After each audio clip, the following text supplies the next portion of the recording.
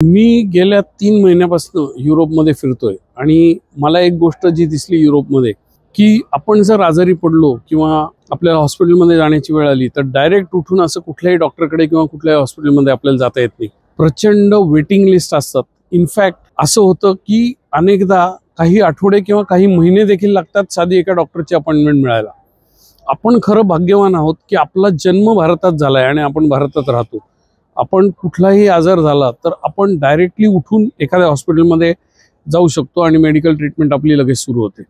ही खूप मोठी फॅसिलिटी आहे। नुसती डॉक्टरची अपॉइंटमेंट म्हणून उपयोग नाही तर आपल्या ट्रीटमेंटवर होणारा खर्च म्हणजे आपलं खिशातनं होणारं नुकसान ह्याच्या भरपाईची पर्याय व्यवस्था आपण केली पाहिजे आणि ती आपण करू शकतो हेल्थ इन्शुरन्स म्हणून।